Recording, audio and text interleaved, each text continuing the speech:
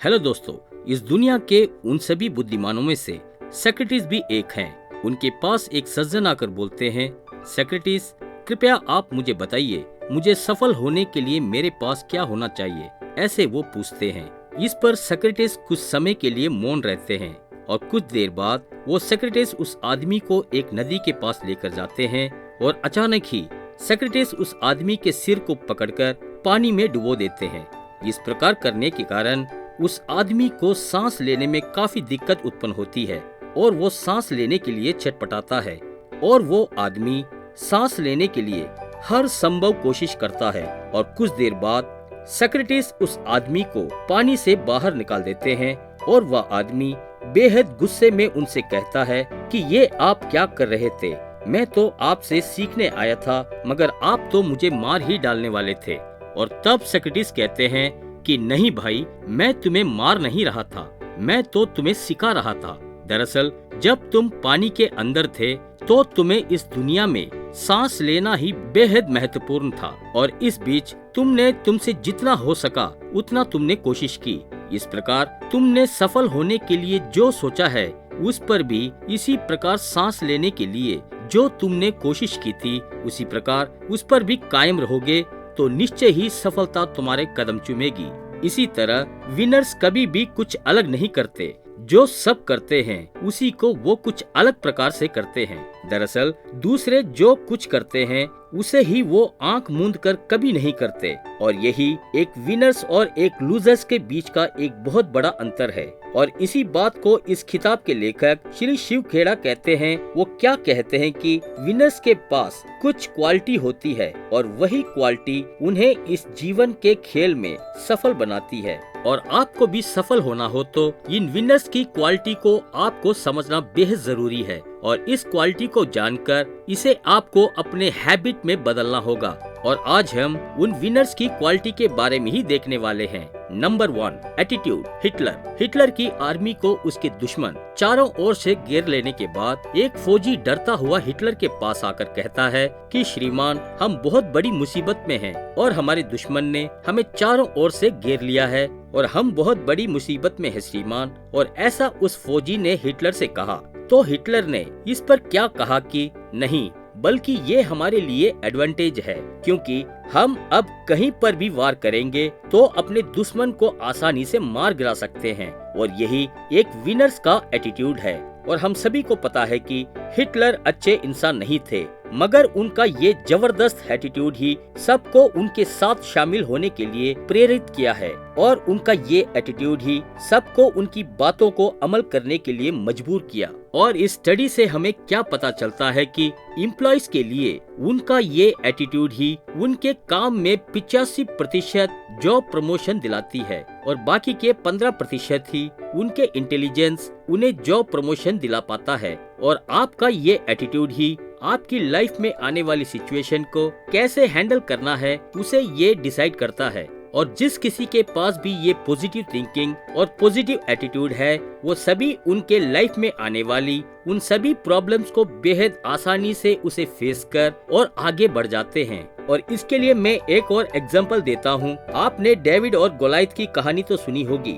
David एक साधारण आदमी था, मगर वो उनसे भी कई गुना ज्यादा बड़े गोलायत को हराए और डेविड का ये पॉजिटिव एटीट्यूड ही उस जैंट गोलायत को हरा पाने में कारगर साबित हुआ। और इसलिए आप भी पॉजिटिव इंसान बनिए, क्योंकि पॉजिटिव थिंकिंग होने से आपके पास जो नहीं है उसके लिए अफसोस किए बगैर और जो आपके पास है उसे रखकर किस प्रकार आगे बढ़ा जा सकता है इस पर आप विचार कर सकते हैं। और नंबर 2, अपॉर्चुनिटी ग्रैबर।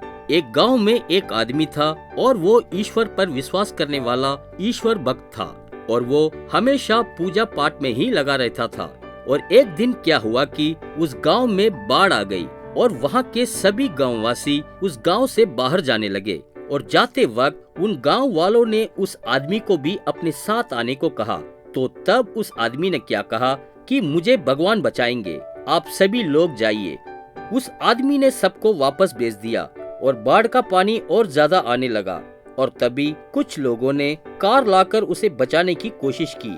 तब भी उस आदमी ने उस कार में ना चढ़ते हुए उसने कहा कि मुझे भगवान बचाएंगे और कुछ समय पर पानी और ज्यादा होने पर कुछ लोगों ने बोट लाकर उसे बचाने की कोशिश की और तब भी वो आदमी ने भगवान बचाएगा कहकर उन्हें वापस भेज दिया। और पानी और ज्यादा हो जाने पर वहाँ बचाव दल आकर उन्हें हेलीकॉप्टर से उन्हें बचाने की कोशिश की और तब भी वो आदमी उस हेलीकॉप्टर पर ना चढ़ा और आखिर में वो उस पानी में ही डूबकर मर गया। और जब वो मरकर ऊपर गया तो भगवान से पूछा कि भगवान, मैंने आप पर इतना विश्वास किया मगर फिर भी आप मुझे बचाने क्यों नहीं आए और क्यों मुझे वहाँ मर जाने दिया। ऐसे करके वो पूछने लगा और तब भगवान बोले, अरे बेवकूफ इंसान, जब तू पानी में कष्ट उठा रहा था तो तब कार, बोट और हेलीकॉप्टर में आकर जो तुझे बचाना चाहते थे उन सभी को तुम्हारे पास मैंने ही भेजा था। दरअसल कई लोगों को उनके आंखों के सामने ही बेहतर अपॉर्चुनिटी होती है मगर उसे ग्रैब करके उसका प्रयोग नहीं कर पाते और यही बात उन्हें विनर बनने से रोकता है। Number 3, success. फोर्ब्स मैगजीन के फाउंडर ने क्या कहा है कि अगर हम इतिहास को निकालकर देखें तो लाइफ में जो भी बड़े विनर रहे हैं वो सभी अपने भूतकाल में काफी प्रॉब्लम्स को फेस किए होंगे और उन सभी प्रॉब्लम्स को ओवरकम किए होंगे और उन सभी प्रॉब्लम्स को ओवरकम करके ही वो सफलता को हासिल किए होंगे और उनको फेलियर को लेकर कोई चिंता ही नहीं है क्योंकि वे कई बार फेल होने पर भी वे बार बार प्रयास करके एक विनर बने हैं।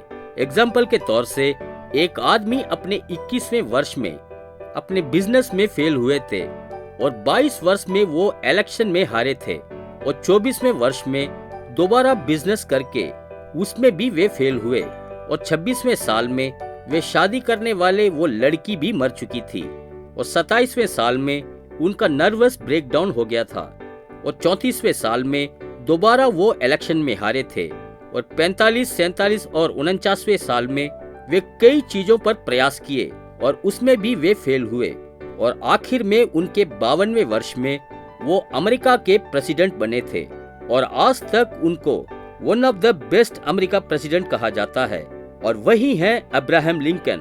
और उनके 49वें साल में उनको सभी ने बड़े फेलियर समझे थे मगर वे हमेशा अपने आप को कभी भी एक फेलियर समझे ही नहीं और वही आज दुनिया में उन्हें एक याद रखने के प्रकार एक बहुत बड़ा विनर बनाया है। और आपको भी हमेशा सक्सेस के लिए तैयार रहना होगा। आप वहाँ के 4 बाधाओं को पार करके जाएंगे तो सक्सेस के मार्ग पर आसानी से आप चल सकते हैं। नो फेयर, डर आकर हर एक के लिए एक बहुत बड़ी बाधा के रूप में है। आपको अगर डर ज्यादा हो तो आपका कॉन्फिडेंस लेवल बेहद कम होगा और जिस कार्य को आप करना चाहते हैं उसे अनदेखा करते रहेंगे।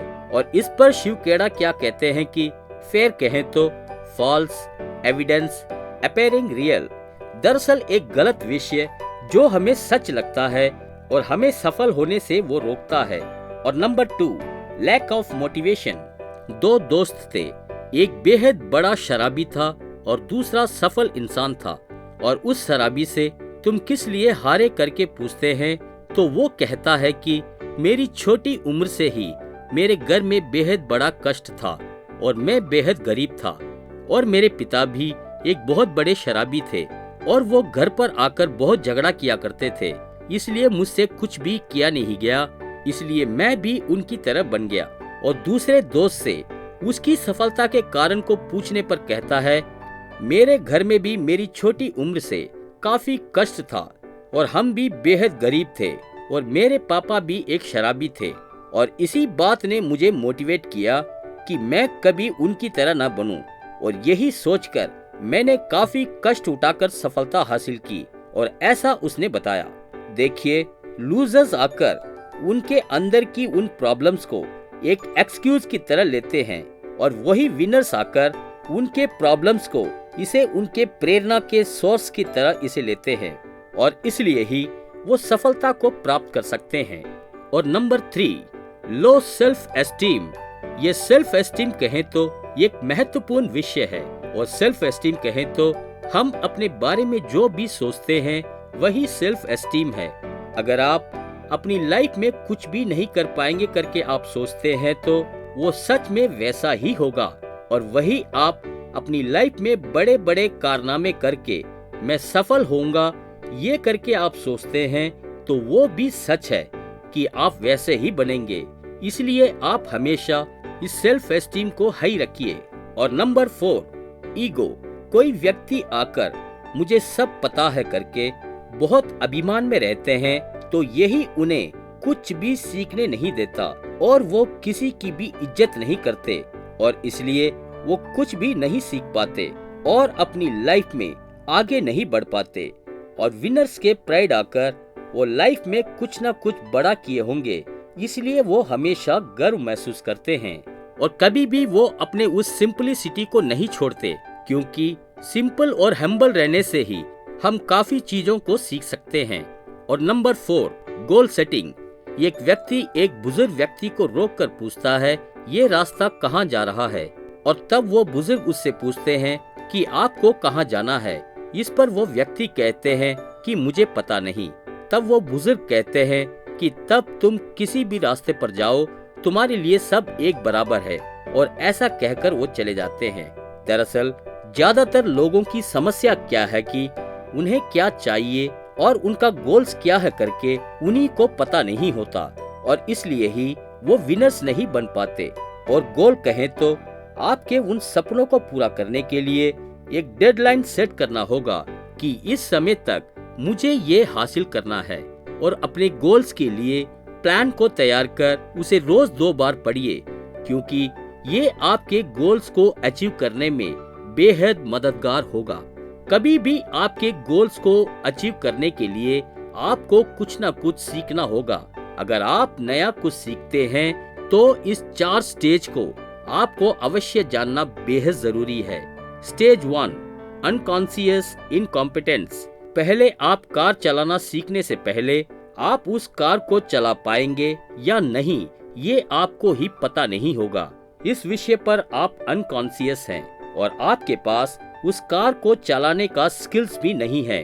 दरअसल यहाँ आप इनकॉम्पिटेंस के प्रकार हैं और उसके बाद आप उस कार को लेकर चलाना आरंभ करते हैं और तब आपको पता चलता है कि आपको वो कार चलाना नहीं आता है और यहाँ आप सेकंड स्टेज पर आ गए हैं और इस स्टेज का नाम ही कॉन्शियस इनकॉम्पिटेंस है क्योंकि यहाँ आपको पता होता है कि आपको वो कार चलाना नहीं आता।